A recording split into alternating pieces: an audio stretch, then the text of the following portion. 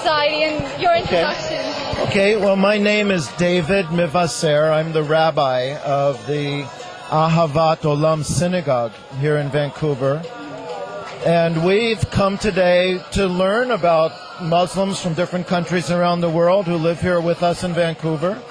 And I think all of us are very interested in learning more about Islam and really looking for kind of how the message from God has come to the Muslim people. You know, we understand God in certain ways.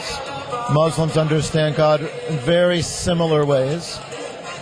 And actually, I think we learn the most from the differences. You can see something as a Muslim that I can't see as a Jew.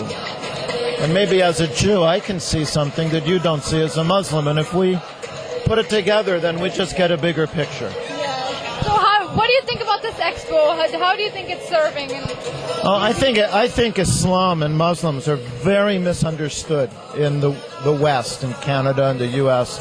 So this is wonderful. I just wish you could get more people, but it's great to see the diversity of Islamic cultures, and you know, the whole presentation is fantastic. So tell us about your organization and more about what its niche is, what its role is. Well, we are a synagogue. That means we're a religious community, and we come together to pray and for our festivals. And when you say our niche, like what are we about? We're different from other synagogues in that we're very universalistic. We really want to connect with all different people.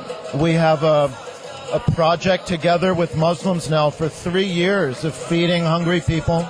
Once a month we make a very good lunch, and we feed 200 or 300 hungry people here in Vancouver, Jews and Muslims together. We do things around Israel that other synagogues don't do. I think more honesty and more openness, more questioning. So how do you think the Jewish culture and the Muslim culture, how do you think they can collaborate, and how do you think they'll mix more? Which way? Tell me how it's possible. Well, that's a very good question. So when you say culture, of course, I would say there's many different Jewish cultures and different Muslim cultures, right? You just look around, right? You've got, Indonesia, Iraq, Bangladesh, Canada, different Muslim cultures.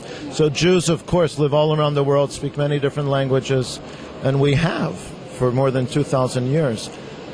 I think so of course we can collaborate on all kinds of social needs, about hungry or housing or immigration or social justice, that's for sure, and we should all do that.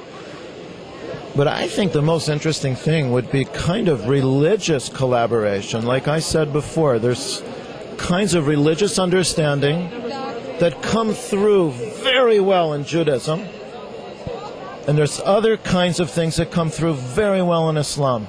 I can say Islam is a very universalistic religion. It is for everyone. Judaism tends to be more particular. So by me listening to Muslims and praying with Muslims and learning a little bit about Islam, it gives me more of a universalistic understanding of the relationship of God and people. So the kind of collaboration I would love would actually be to study together, to discuss things together, pray together. Any Muslims who are interested in Judaism, I'm happy to tell them and teach them about it. But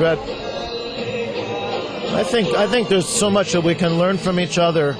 Maybe our religions in terms of the real beliefs probably overlap 80%, 90%, and that's good.